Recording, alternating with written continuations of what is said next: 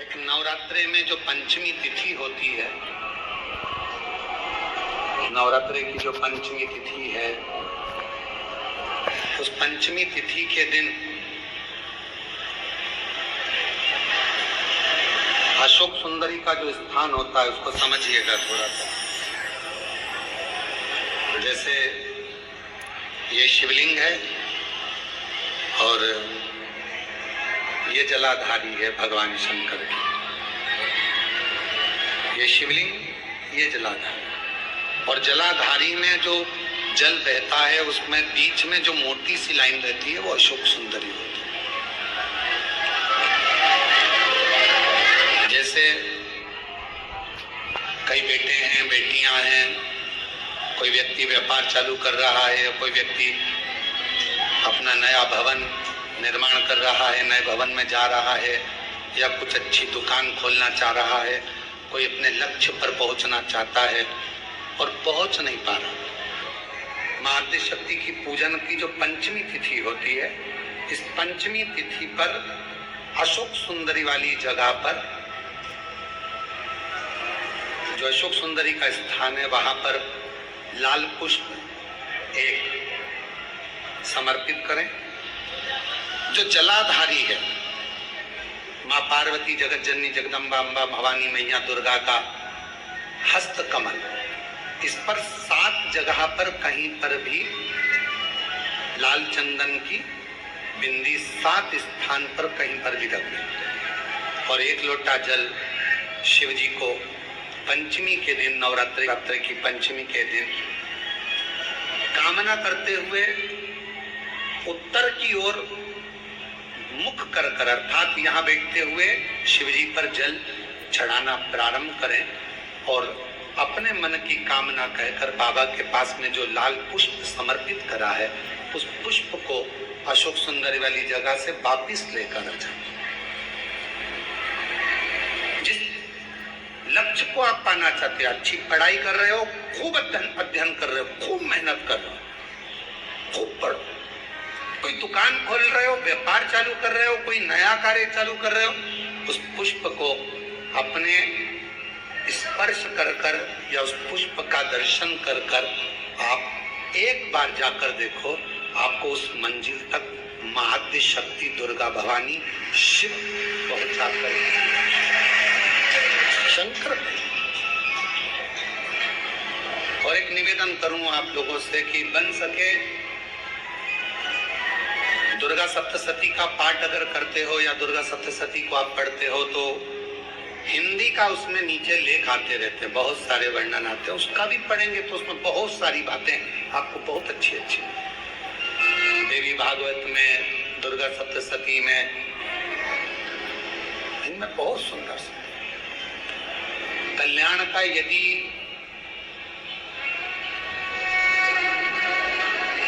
Gita bridge Gorakhpur से जो कल्याण निकलती है, उस कल्याण का यदि देवी अंक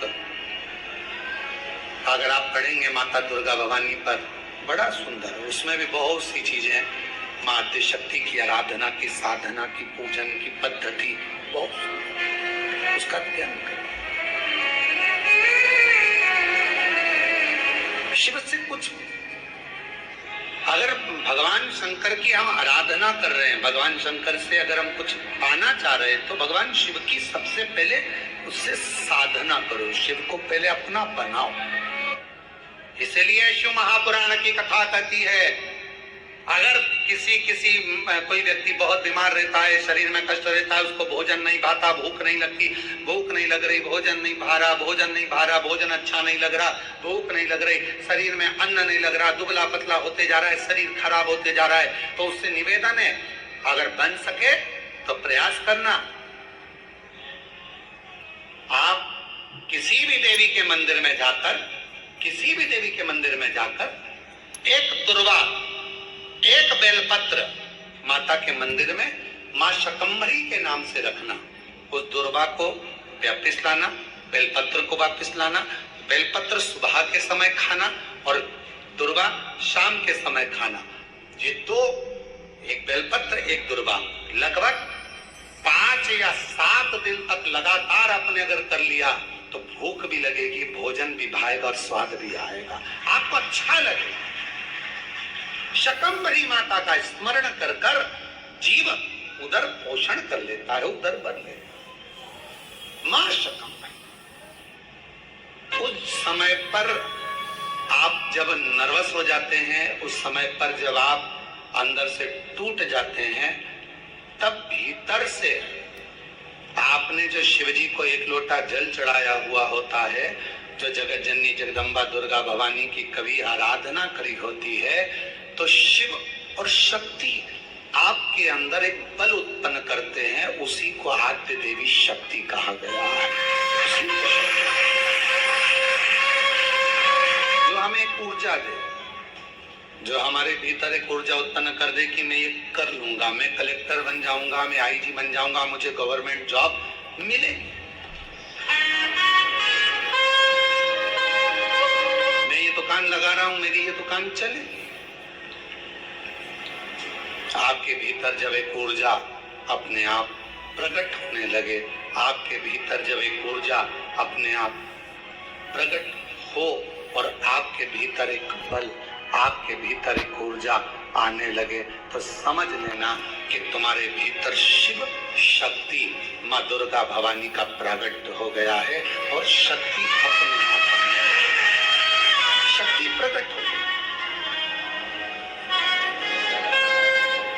नहीं है सामर्थ्यता अपनी, शिव कृपा करेगा।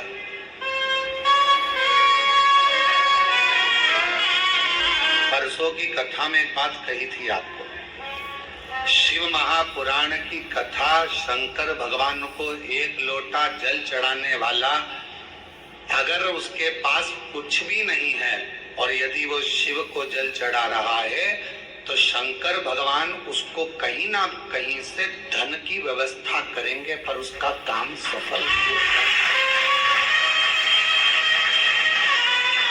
उसको उस काम में सफलता मिलेगी। थोड़ा समय लग सकता है, थोड़ा प्रयास आप करेंगे, मेहनत करेंगे, संघर्ष करेंगे तो आपको फल मिलेगा। जैसे गाय अपने बछड़े को जन्म देती है,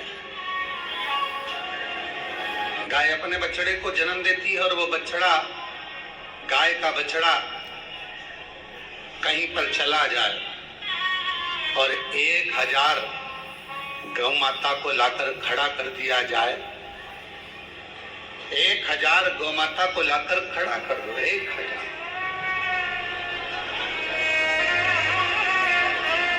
अब हम आपसे पूछें, जरा उत्तर दीजिएगा, यदि 1000 गौ माता को लाकर खड़ा कर दिया जाए और बछड़े को बताया जाए कि इसमें गौ माता तेरी माँ कौन सी है, तुम्हारी मैया कौन सी है, तुम्हारी माता कौन सी है, तो बछड़ा पहचानेगा कि नहीं पहचानेगा?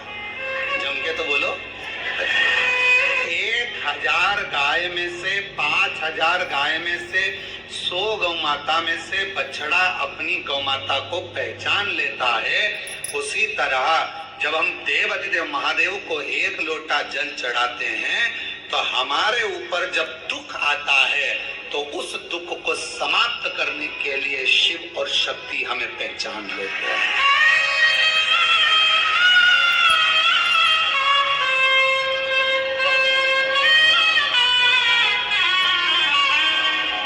जैसे हमारे कर्म भी हमें पहचानते। तुमने जो कर्म किया उसका फल तो आपको भोगना है।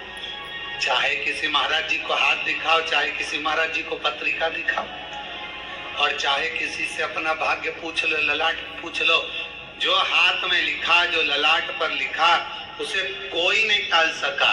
शंकर भगवान पर एक लोटा जल चढ़ाकर वो तुम्हारा दुख थोड़ा कम हो जाएगा, और जो दुख आया है वो महसूस नहीं होगा। पर इतना याद रखना कि मेरा भोला बाबा एक ना एक दिन जल चढ़ाने वाले के उस पाप कर्म को भी काटता हुआ नेक कर्म की ओर बढ़ाता चलेगा,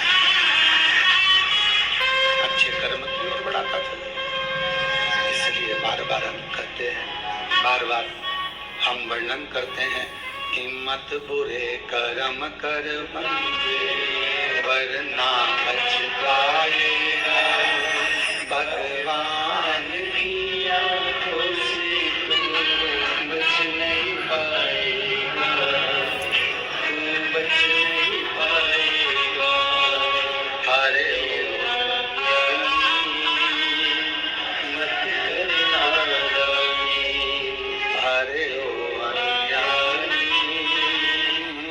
करना, तेरे कर्म का फल भी तो ही आएगा, जैसा किया तूने तेरे आगे आएगा।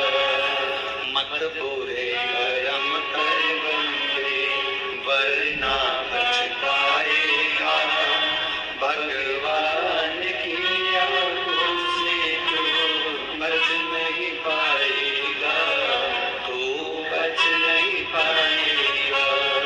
अरे ओ अज्ञानी मत करना रानी, अरे ओ अज्ञानी मत करना।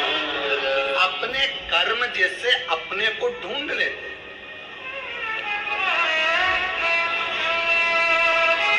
आप में से कुरुक्षेत्र से कोई आया है क्या? कभी कुरुक्षेत्र गए हो आप लोग? कोई गया हो कुरुक्षेत्र? आप गए? तो कुरुक्षेत्र में भगवान कृष्ण ने अर्जुन को गीता का ज्ञान दिया और अर्जुन को गीता का ज्ञान दिया और वहां पर रिसर्च सेंटर बना। कौन सा रिसर्च सेंटर? भगवान ने जो वाणी बोली थी वो वायुमंडल में आज तक घूम रही है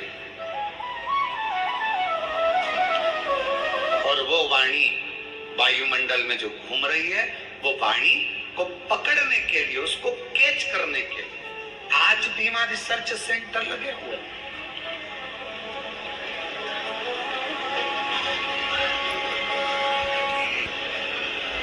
आज भी वहां पर बहुत सारे यंत्र लगाए गए हैं जिससे भगवान कृष्ण की वाणी को खींच लिया जाए।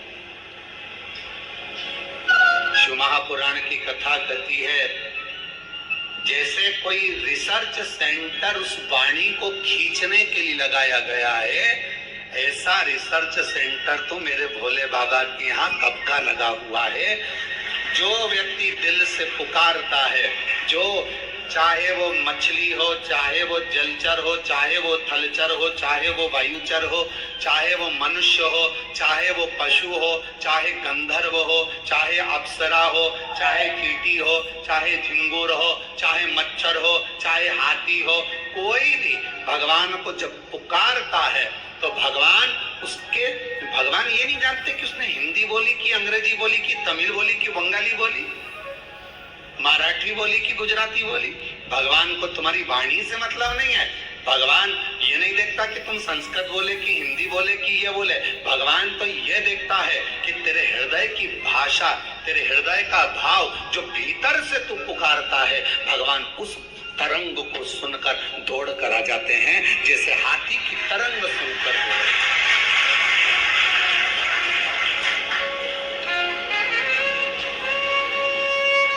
तरंग सुनकर हाथी ने पुकारा और भगवान दौड़कर आ गए।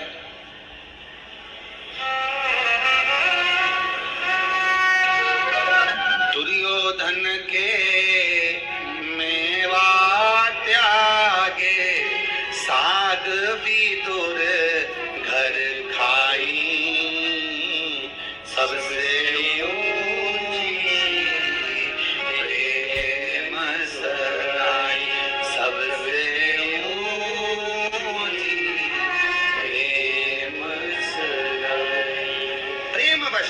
भगवान दौड़ते हैं प्रेम के वश, बाकी का कोई वश भगवान को नहीं कर सकता।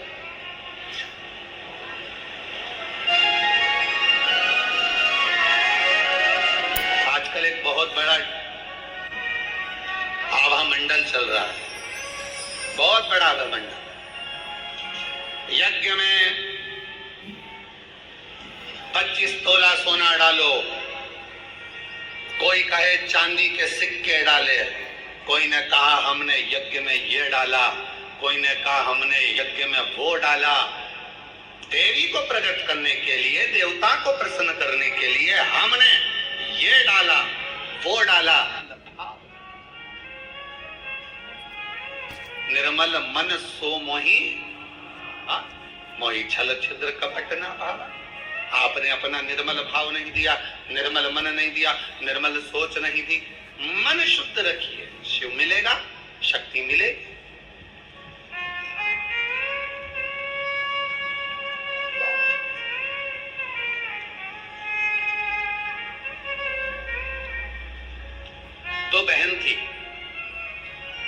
एक दाती एक महाती। नाम बोलिए जरा। दाती और महाती, दो बहन थी, दाती और महाती। दाती और महाती। दाती थोड़ी सी बहुत गरीब थी, साधारण थी। उसके पास कोई वैभव, उसके पास कोई धन, उसके पास कोई संपदा, उसके पास कोई पूंजी, उसके पास कोई इतना वैभव या इतना धन या इतनी संपदा दाती के पास नहीं थी। महाती के पास बहुत वैभव था। देवी भागवत का प्रसंग है, ध्यान से सुनिएगा जरा। दाती के पास धन ज्यादा था, महाती के पास धन नहीं था। अब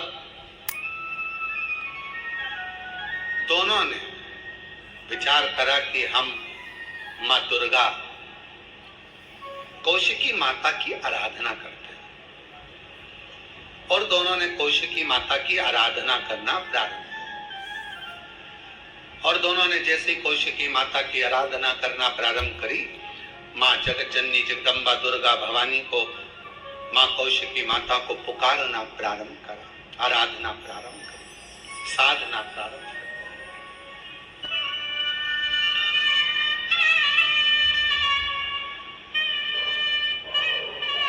दाती महाती दोनों आराधना कर रहे, दोनों साधना कर रहे। दाती भी साधना कर रही है, महाती भी साधना कर रही है। महाती के पास में वैभव था, धन था।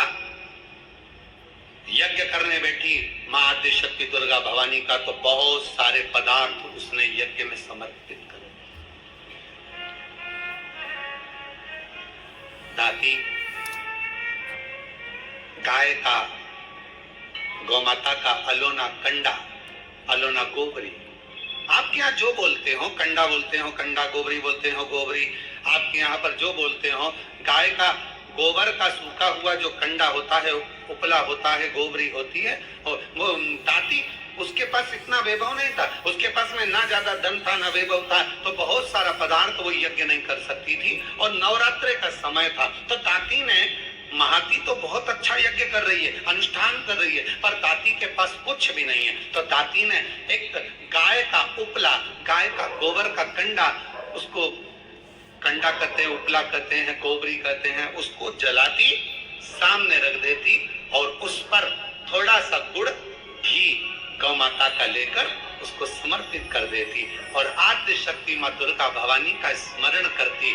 थोड़ी थोड़ी सी संविदा, थोड़ी थोड़ी सी धूप लाती, और धूप को लाकर उस पर छोड़ती जाती। हे मां अम्बा, स्वीकार करना मां, मेरे पास जो है मैं तुझे समर्पित कर रही हूं। ज्योत जला